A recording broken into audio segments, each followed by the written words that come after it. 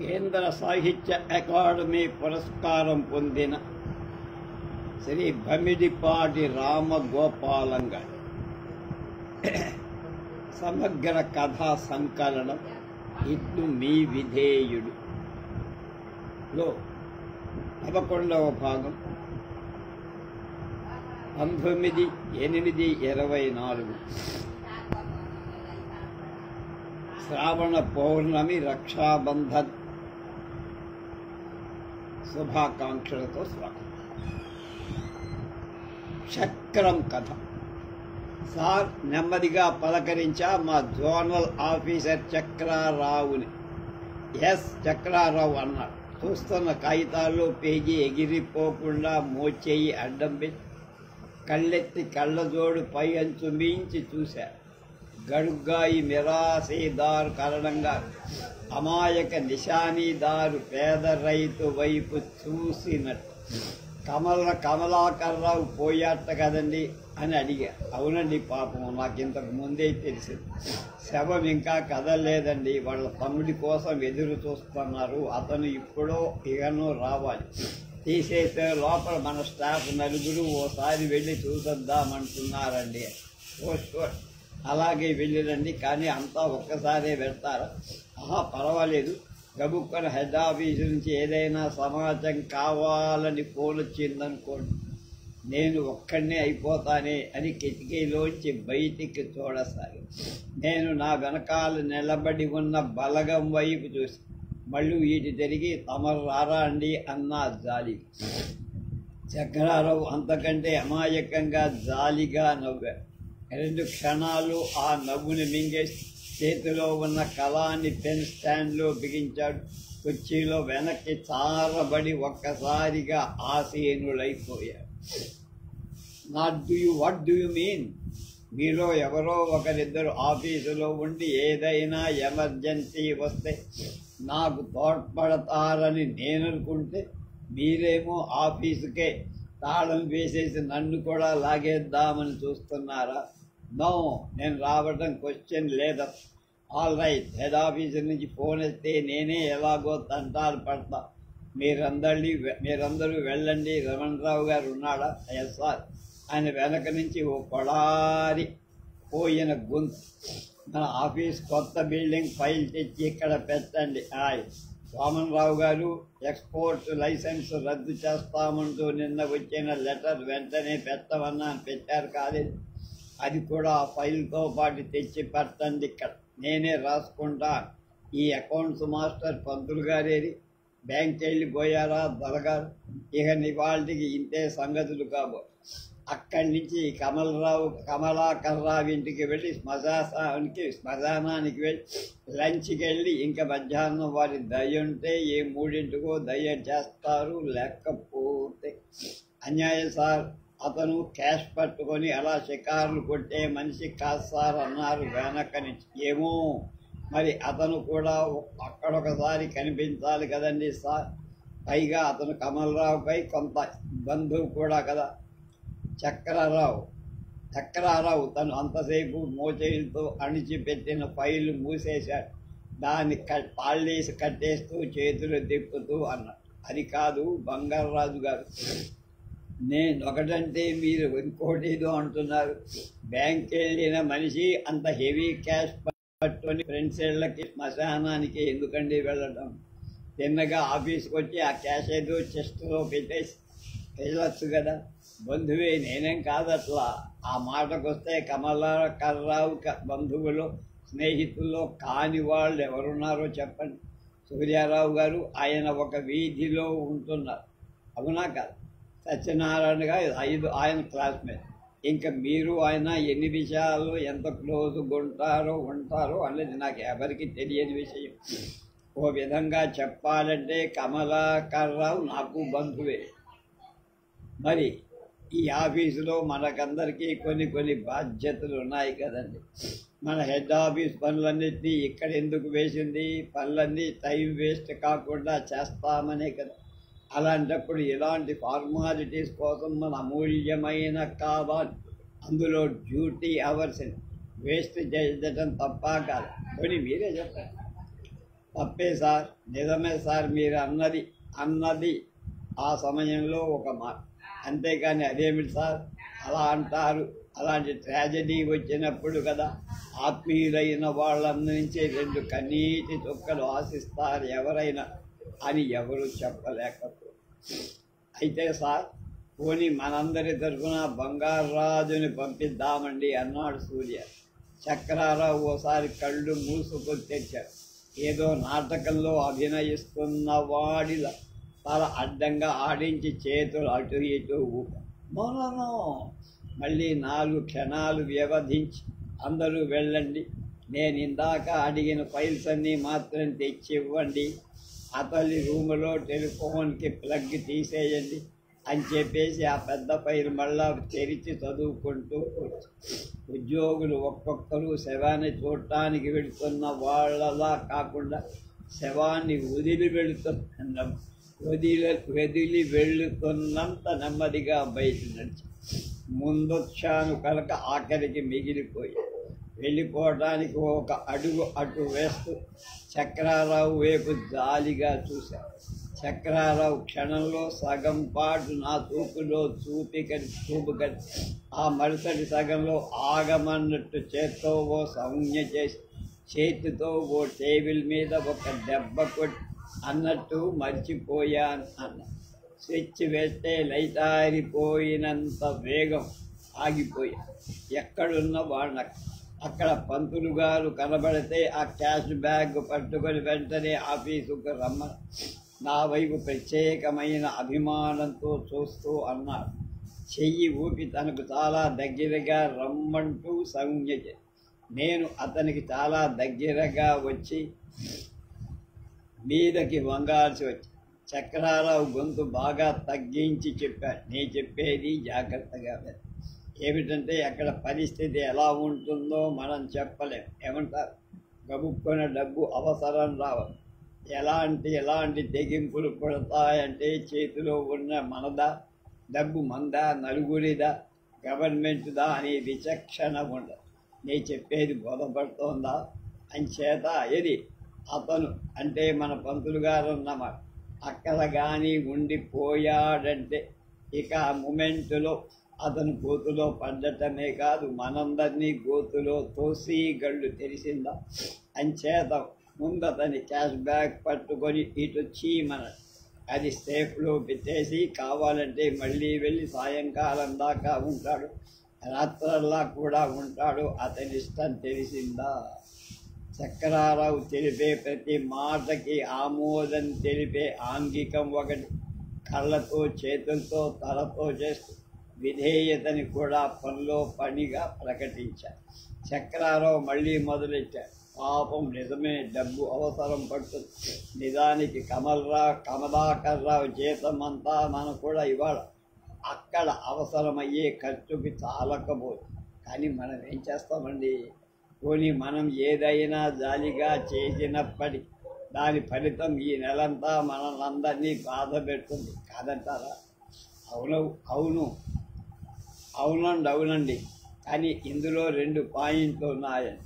కమలాకర్రావు నిన్నటి వరకే డ్యూటీలో ఉన్నాడు కాబట్టండి అతని జీతం కూడా అందరితో పాటు బిల్లేసి తెచ్చామని. ఆ డబ్బు అతనికో అతని పెళ్ళాంకో ఇచ్చేయాలి. దానికే రూలు అడ్డం రాదని. ఒకవేళ ఆవిడ చట్టరీత్యా తనే కమలాకర్రావు వారసులని సర్టిఫికేట్ తెచ్చుకునేదాకా ఆ డబ్బు ఆవిడకు ఇవ్వకూడదనుకుంటే ఇంకోటి ఉందని. ఉద్యోగస్తుడు ఎవరైనా చనిపోతేనండి శవదహనానికి ఆ సంబంధంగా అయ్యే ఖర్చుల నుండి 500 రూపాయలు తమరే శాంక్షన్ చేసి డైరెక్ట్గా ఆవిడకి ఇచ్చి వచ్చేయచ్చని అంచేతండి అన్నానే. చక్రారు నోటికి అడ్డం చేయి పెట్టుకుని అయ్యో అన్నాడు. అతను చనిపోయాడని మనకి కాగితం మీద రిపోర్టు లేదండి బాబు. అవునా? ఎవరిచ్చారు రిపోర్ట్? నేను ఇలా మాట్లాడుతున్నా అని మరోలా అనుకోకండి. మీరు చెప్పారు అయితే కమలాకర్రావు చనిపోయాడనడానికి సందేహం లేదు. కానీ మరి ఆఫీస్ అన్నప్పుడు ఏవో కొన్ని రూల్స్ ఉంటాయి కదా. రేపు పొద్దున ఏ ఆడిట్ బాబు వచ్చి పార్టీ చనిపోయినట్టు రిపోర్టు లేదు, శవదహనానికి గ్రాంట్ ఇమ్మని అప్లికేషన్ లేదు. డబ్బు ఎలా డ్రా చేసి ఇచ్చావురా నాయన అని నా కట్టుకుంటా. బాబు ఏదో తొందరలో అలా చెయ్యాల్సి వచ్చిందయ్యా అంటే వాడు ఊరుకుంటాడా అని అరిచాడు. లోపలి అసహ్యం, ఆగ్రహం వ్యక్తం చేయకుండా ఉండటానికి ఒక్కటే దీర్ఘంగా ఆయ్ అని మరి తిరిగి తోడకుండా దాటేశాను అక్కడిని. 15 రోజులైంది. చక్రారావు లాంటి క్రూరుడు, దయాహీనుడు భూప్రపంచం మొత్తం మీద ఎవరూ ఉండని, ఉద్భవించరని నిశ్చయానికి రాదగిన సంఘటనలు జరిగి. ఆ రోజు కమలాకర్రావు అంతిమ యాత్రకి ముందు ఆఫీస్ స్టాఫ్ అంతా అక్కడికి వెళ్ళాం కదా. అప్పటికే అక్కడ క్యాషియర్ పంతులు ఉన్నాడు.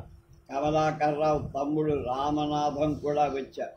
అన్నగారు పోయాడని టెలిగ్రామ్ రాగానే అతడు ఎలా ఉన్నవాడు అలా బయలుదేరి వచ్చేసి కాకినాడ నుండి విశాఖ రావటానికి అతను కబిరంపెన వేళకి బస్సు కానీ రైలు కానీ లేని కారణంగా పాపం కత్తిపూడ జంక్షన్ వరకు ఎవరో కారులో లిఫ్ట్ ఇవ్వగా చేరుకు అక్కడి నుంచి లారీ ఎక్కి విశాఖ వచ్చారు. అందరికీ నెలాఖరే కదా. అతను కూడా ఏమంత స్థితిమంతుడు కాదు.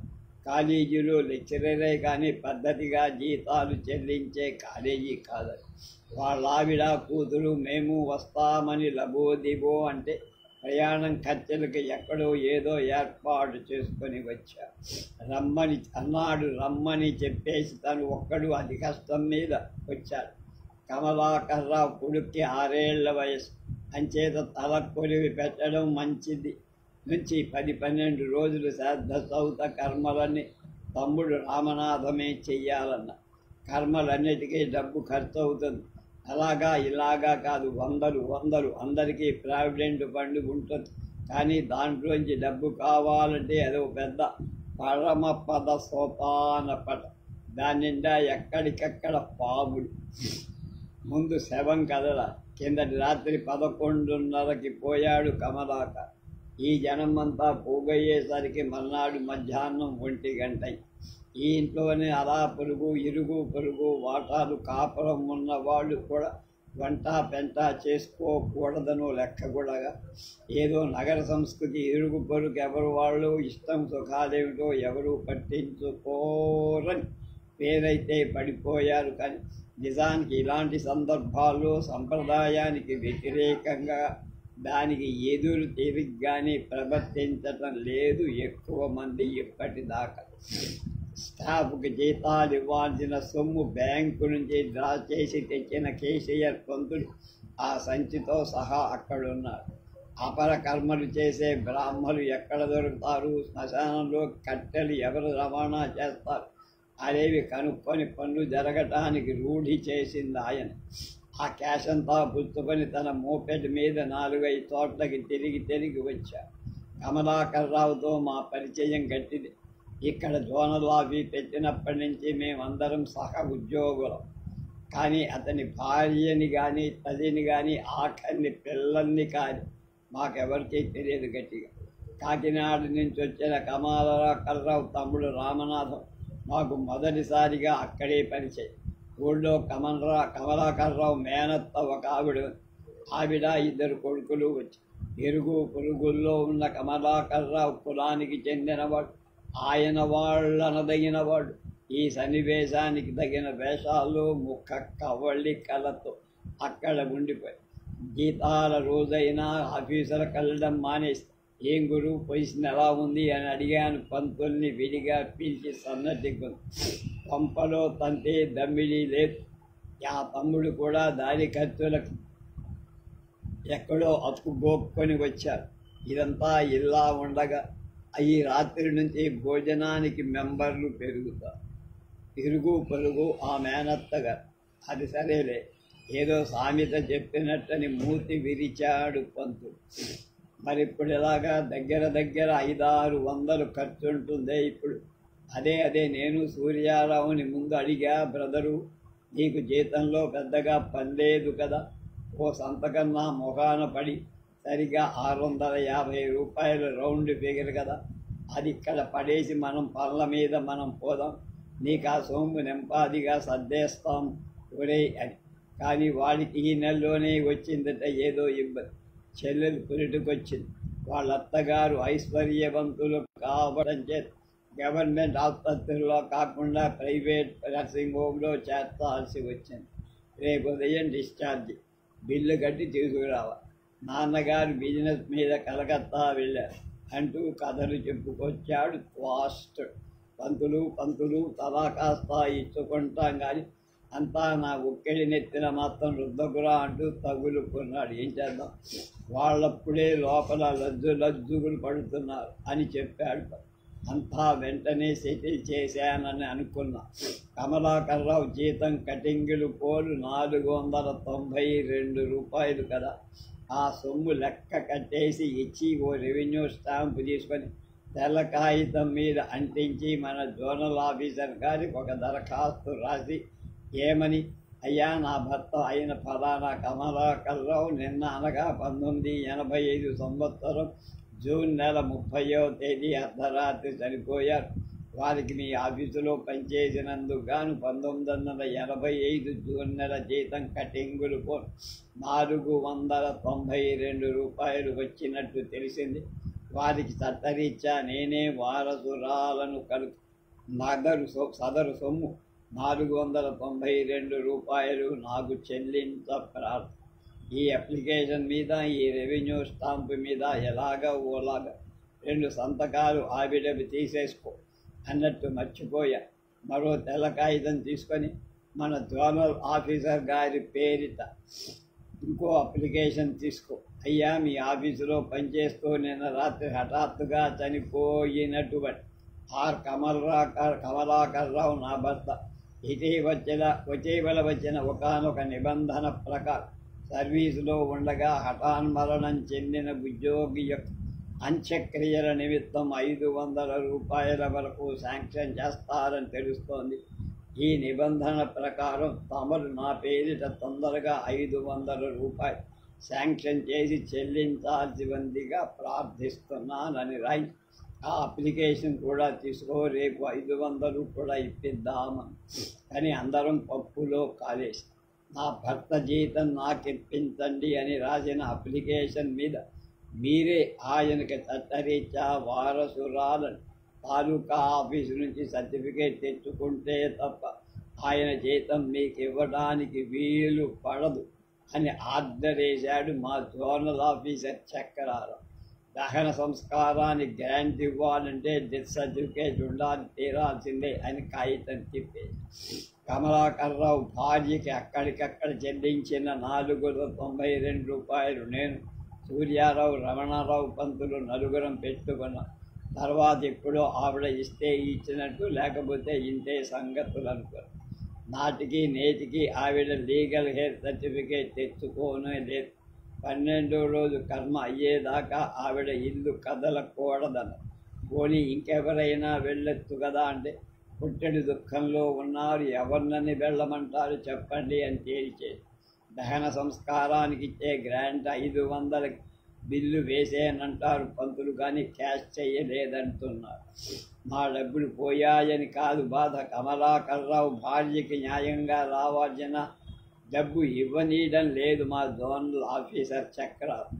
ఆ రోజు శవం కదిలే లోపున ఓసారి వెళ్ళి ఆవిడ్ని పరామర్శించి కూడా చెయ్యడం.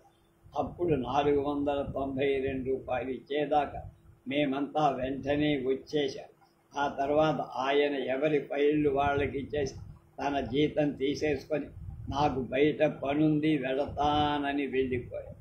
బయటికి ఏదో పని మీద వెళ్ళిపోతూ నైనా ఓసారి ఆవిడ్ని వెళ్ళి పలకరించి వెళ్ళొచ్చుగా అని అందరం తిట్టుకోవటం మిగిలింది. అలా ఈ 15 రోజుల నుంచి అతని మానవ ద్వేష ప్రవృత్తిని, సానుభూతి రాహిత్యాన్ని విమర్శించుకోవడంలో ఇప్పుడే కాదు అతనెప్పుడు అంతే అన్న సంగతి కూడా తెలుసు. జోనల్ ఆఫీసులో అక్కడ ఏర్పడకముందు ఈ చక్రారావు మాలాగానే చిరుద్యోగి.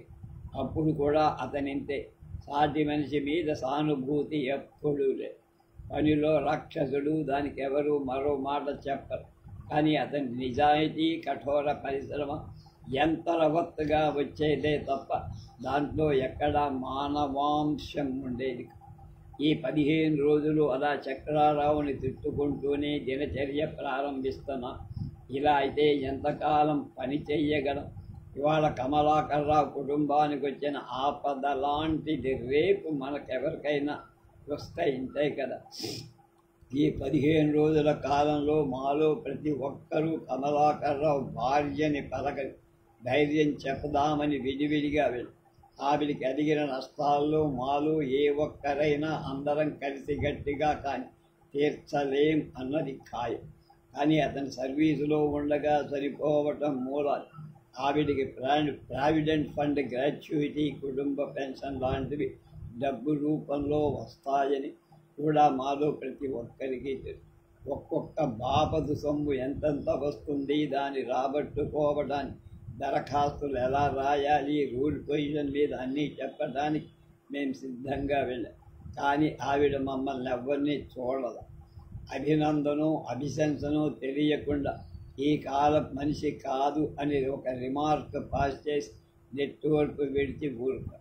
కమలాకర్రావు పోయిన 24వ రోజు ఉదయం 10 గంటలకు ముందే నేను ఆఫీసుకు వచ్చి వరండాలో వాచ్మెన్ రెస్ట్ తీసుకోవడానికి, విజిటర్స్ కూర్చోవడానికి వేసిన బెంచీ మీద ఓ అమ్మాయి కూర్చొని చేతిలో చిన్న వ్యానిటీ బ్యాగ్ నన్ను చూడగానే లేచి నుంచొని నమస్కారం అని కూర్చొని.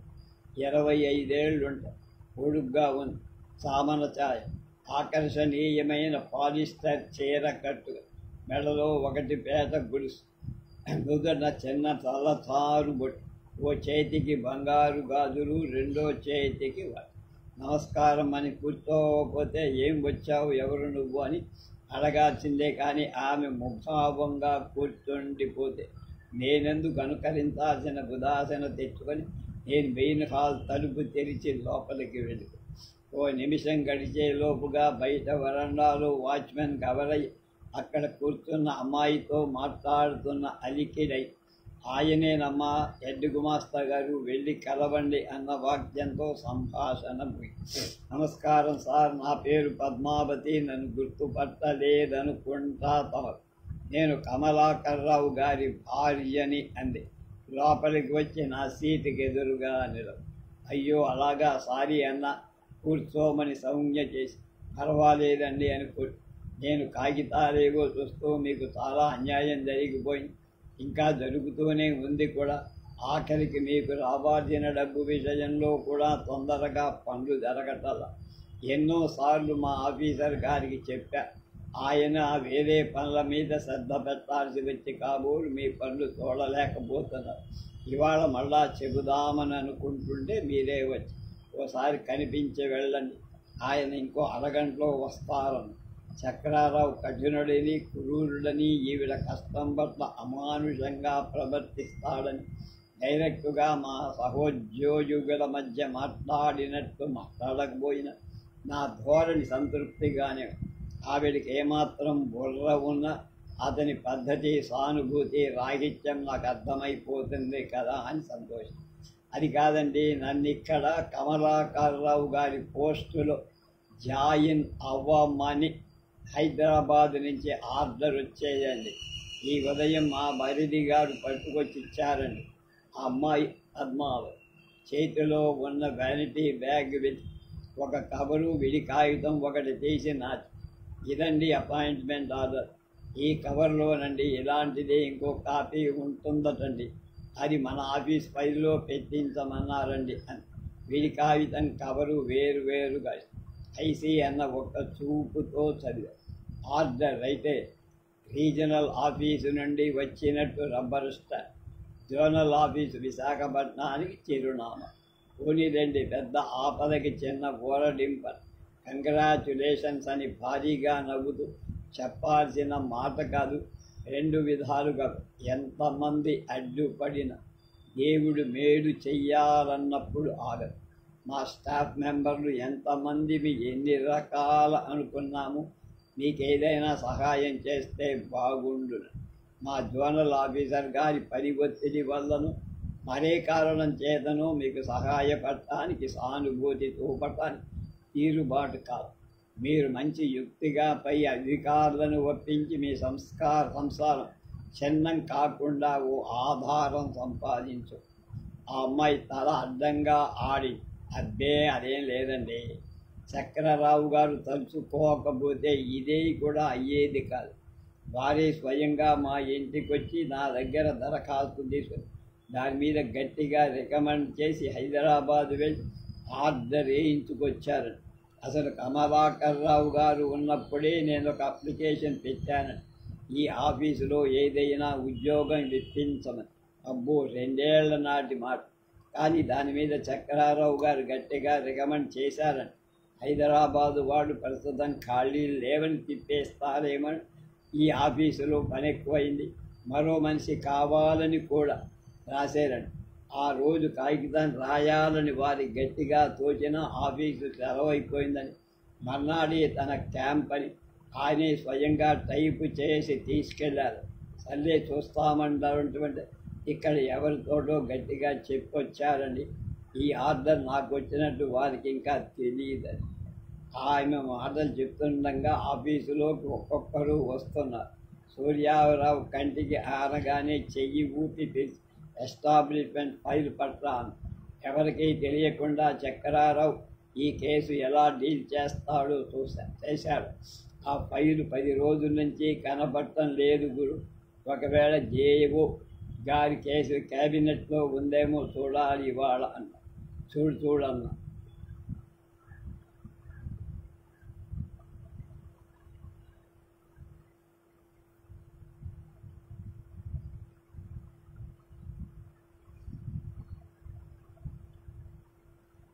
Highest tender.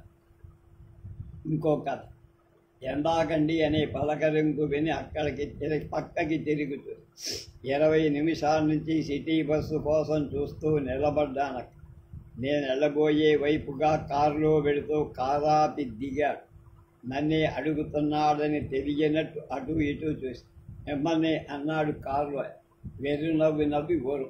ఇంటికైనా నేను కారులో దిగబడతాను రండి అన్నాడు నా వైపు చూస్తూ చూపిస్తూ.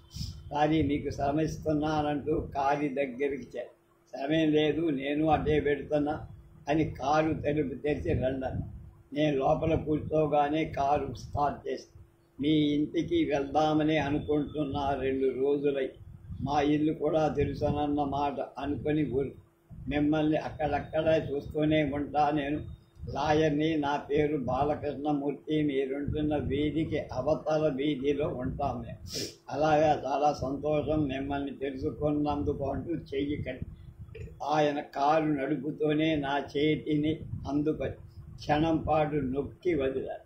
నేను ఫలానా అని పరిచయం చేసుకొని, అవును తెలుసు, మీ ఇంటి ముందు బోర్డు ఉందిగా, అక్కడ మిమ్మల్ని చాలాసార్లు చూశాను. రాయా 2 రిక్షాలను తప్పుకోవడం, ఓ సిటీ బస్సును ఓవర్టేక్ చేయడం, నెత్తి మీద క్యారేజీల తట్టతో ఉన్న ఓ ఆడ మనిషి కారు కింద పడకుండా చూసుకోవడం, ఇలాంటివేవో తగిలితే ఆయన ఒక 1/2 నిమిషం పాటు చక్రం మీద ఏకాగ్ర దృష్టి పెట్టుకొని ఊరుకొని, మాకు చిన్న సమస్య వచ్చి పడ్డాదండి అన్నాడు బాలకృష్ణమూర్తి గారు ఖాళీ కాగా. చెప్పండి. లాయర్స్ మేము 50 మందిని కలిసి మధ్యలపాలెంలో 10 ఎకరాల భూమి కొన్నాము. దాన్ని మా 50 మందికి 500 గజాల చొప్పున పంపకాలు చెయ్యొద్దు అన్నాను మనసులోనే గుణకారం చేసి. ప్రతి జాగా చుట్టూ భూమి మీద రాళ్ళు పాతించి అది చెయ్యదు. రోడ్లకి పార్కులకి జాగాలు వదిలిపెట్టి ఇళ్ల స్థలాలు వేర్వేరుగా చూపిస్తూ లేఅవుట్ ప్లాన్ చేయాలి. ఈ ప్లాన్ని మున్సిపాలిటీ ఆఫీసులో, అవసరమైతే టౌన్ ప్లానింగ్ ఆఫీసులో అప్రూవ్ చేసి ఆ తర్వాత భూమి మీద రోడ్లు, సైడు కాలువలు ఏర్పాటు చేసి రోడ్ల మీద సగం మేర కంకర, కాలువలకి కామాలు వేయాలి. అంటే మీకు క్రయ చీటీ దాఖలా భూమి, మొక్క, మోడీ, మెత్త, పల్లా చూపిస్తాం.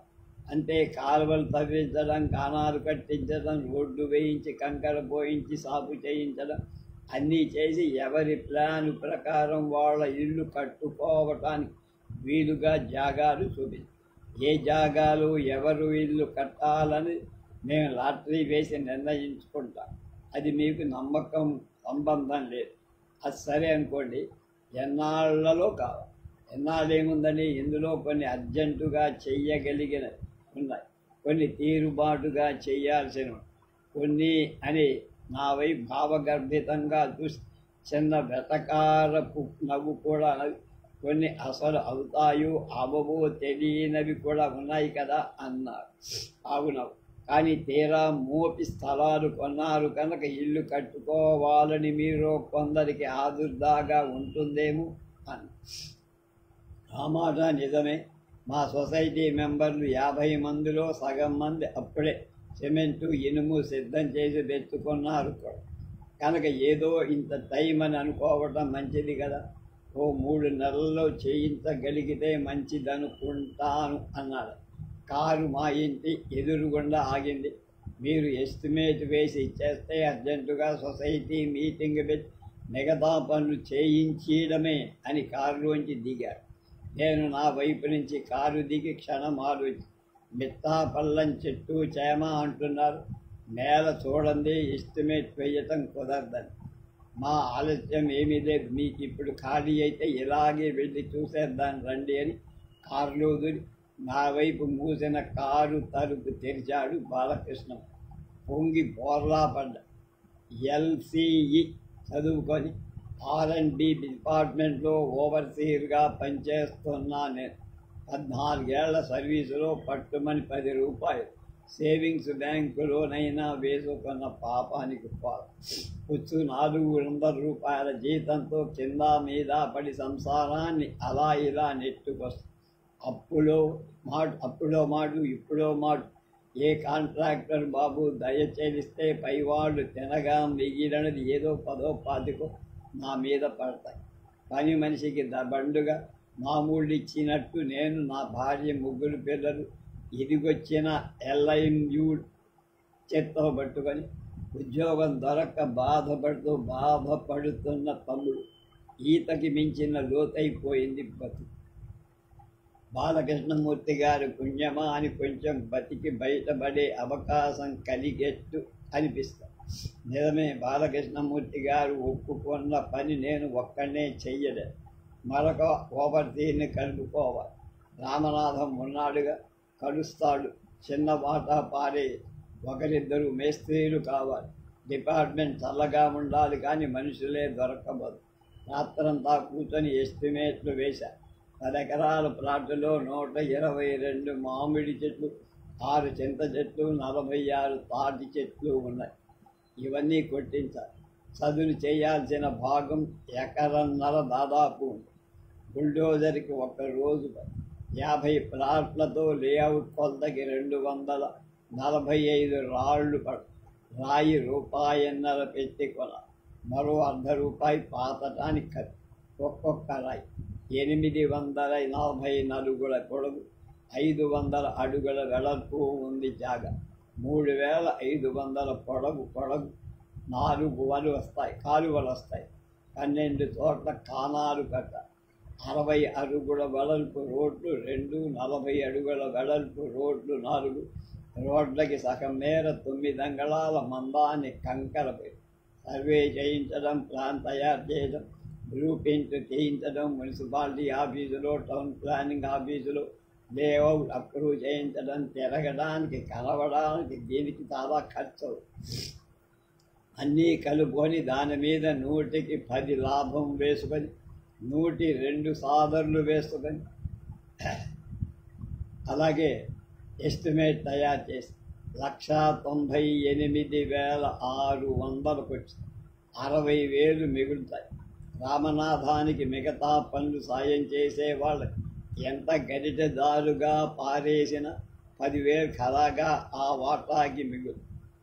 నా వాటాకి కనుక 5,000 అప్పులు తీసుకొని 5,000 పెట్టుబడితో ఓ ఆటో రిక్షా కొని మా తమ్ముడిని తిప్పమంటే అక్కడి నుంచి వాడికి రోజుకు 40 రూపాయల దాకా గిట్టుబాటు అవుతుంది.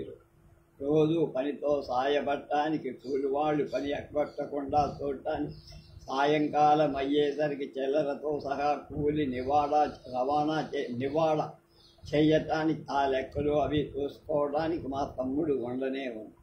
ఈ ప్రాజెక్టులో వాడికి కొంచెం ఆర్గనైజేషను, అదమాయింపు కట్టుబడితే ముందు ఎందుకైనా పనులు 1కి 4 సార్లు ఎస్టిమేట్ చెక్ చేసుకొని రామనాథన్ చేత కూడా స్క్రూటినీ చేయించి ఢోకాదేవిని నిశ్చయించుకొని బాలకృష్ణమూర్తి చేతిలో పెట్టి 5 రోజులైంది. బాలకృష్ణమూర్తి కారులో వెళుతూ మా ఇంటికి ఎదురుగా ఆగినట్టున్నారు. కారు హారన్ వినపడి లొంగి సర్దుకుంటూ లోయటికి వచ్చా. నమస్తే అండి అని నేను ఆయనే అయ్యా నమస్కారం అండా, ఆఫీసు లేదా అండి, ఇవాళ ఉందండి, పొద్దుట అవుట్లో వెళ్ళొచ్చాను, మధ్యాహ్నం ఆఫీస్.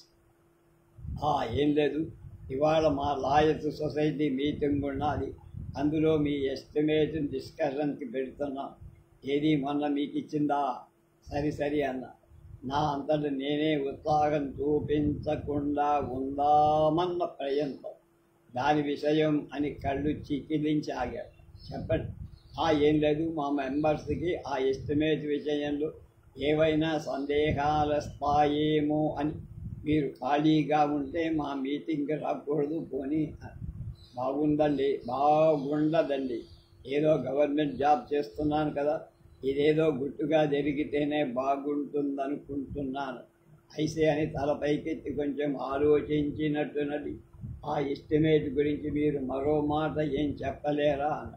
చెప్పేదేం ఉండదండి, కనీసపక్షం అయ్యే ఖర్చు మీకు రాసిచ్చా, అంతకంటే తక్కువ ఎవరు చెయ్యలేరు. ఒకవేళ చేస్తే రోడ్ల మీద కంకరికి బదులు ఇసుక కాలవల 2 అడుగుల లోతుల్లో తీయటానికి ఏ అడుగున్నరో తీసి వదిలేయటం జరుగుతుంది. సో అంతకంటే ఎవరైతేనా తగ్గదంటారా? తగ్గడం అసాధ్యమండి.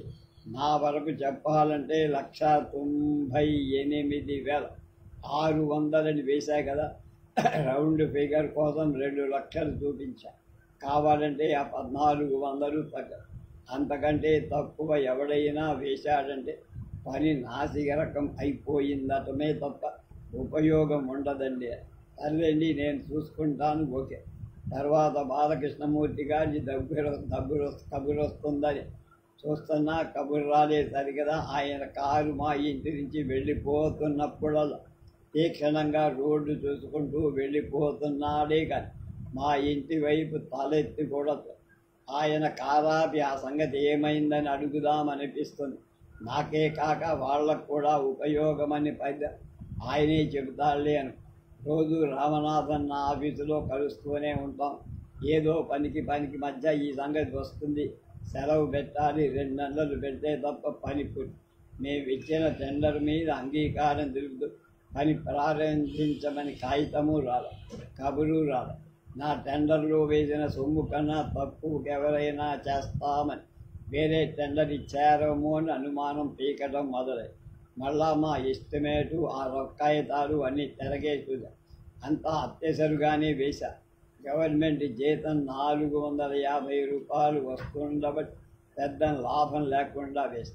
అలా 15 రోజులు సైకిల్ తొక్కుకుంటూ ఎల్లమ్మ తోట జంక్షన్ దగ్గర ఒక పెద్ద రోడ్డు లారీని తప్పించుకోబోయి ఒక స్కూటర్కి తగిలించాను సైకిల్. ఏమయ్యా, ఇంటి దగ్గర చెప్పే వచ్చావా అని స్కూటర్ ఆయన దయగా పరికాయి. రోజు అదే అలవాటు, మరి ఈ రోడ్ల ధర్మమా అంటూ అతన్ని తేరిపార చూసి, నువ్వు రాజారావు కదా అని. పోవాలి నువ్వట్రా అని స్కూటర్ దిగి పక్కకి తీసుకెళ్ళి, రారా ఎక్కడుంటున్నావని పలకరించాడు రాజు.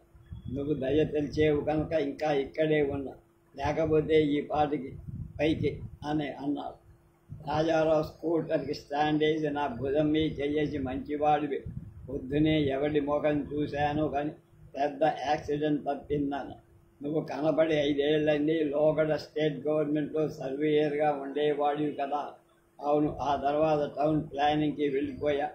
అక్కడుండగా 4 పెద్ద మనుషులతో పరిచయం ఏర్పడిందని అడిగాడు రాజు.